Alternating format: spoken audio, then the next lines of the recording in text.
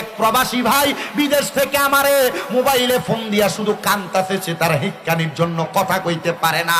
আমি জিগাইলাম বাইক না কাইন্দা কারণটা বলেন, কারণটা বলেন। এ আমারে কয় হুজুর 9 বছর একটানা বিদেশ করি, আমি আমার বউয়ের অ্যাকাউন্টে টাকা পাঠাইছি, আমার স্ত্রীর এমন কোনো সম্পদ নাই, এমন কোনো গয়না নাই, তারে কিনা দেই নাই, দামি মোবাইল কিনা দেই নাই। হুজুর গতকালকে আমার স্ত্রীটা আমার দেওয়া সকল টাকা পয়সা নিয়ে আমার পাশের বাড়ির একটা ছেলের সঙ্গে পলায়া গেছে। এ প্রবাসীদের স্ত্রীরা, তোমার স্বামী বিদেশের জমিনে বড় কষ্ট করে, বড় কষ্ট করে, বড় কষ্ট করে। আমি সবার কথা বলতেছি না।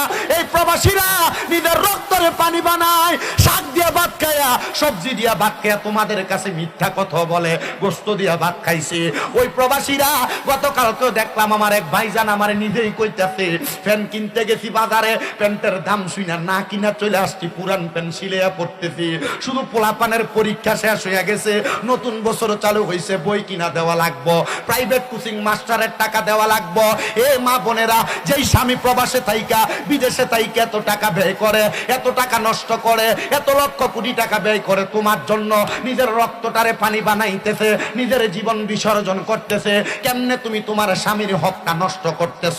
কেমনে তুমি তোমার স্বামীর টাকা দিয়া অন্য ছেলের সঙ্গে মোবাইলে কথা বলতেছ? আল্লাহর দোহাই লাগে, জান্নাতে যাইতে চাইলে তুমি এমন কর্ম কইরো না।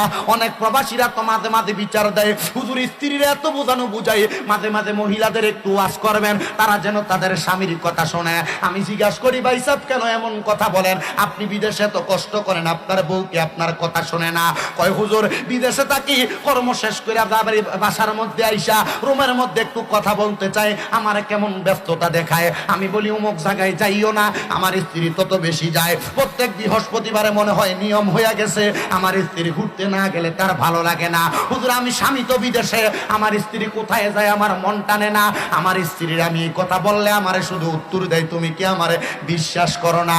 আরে বিশ্বাস করবো কারে, বিশ্বাস করবো কারে? তুমি মহিলা যদি তোমার স্বামীর কথা নাই শোনো, তোমারে আবার বিশ্বাস করবে কেন? আল্লাহর নবী ডাক দিয়া কই, উম্মতের দলেরা, একটা নারীকে যদি আমি আদেশ করতাম তুমি সেজদা করো আল্লাহর পরে কাউকে, তাহলে আদেশ করতাম তার স্বামীর পায়ে সেজদা করার জন্য। আর মহিলারা স্বামীর পায়ে সেজদা করবো দূরের কথা, কোনোদিন তার স্বামীর পাওটা গরম পানি দিয়া মুচ্ছা দিতে কিনা মহিলা বলতে পারবে না। কোন মহিলা তার স্বামী কাম থেকে আসার পরে গায়ের গামগুলা মুচ্ছা দিতে কিনা বলতে পারবে না। মা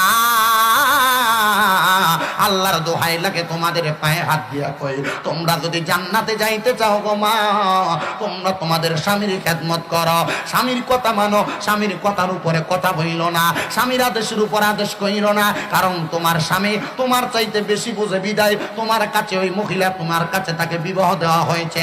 আর নচেত তোমার কাছে বিবাহ দেওয়া হইতো না, তোমাকে তার সঙ্গে আবদ্ধ করানো হইতো না। ও মহিলারা, স্বামীর অবাধ্য হওয়ার কারণে জাহান্নামে থাকবা, আর তোমার স্বামীকে আল্লাহ তাআলা জান্নাতি 70টা হুরের সঙ্গে বিয়া দিয়া দিব।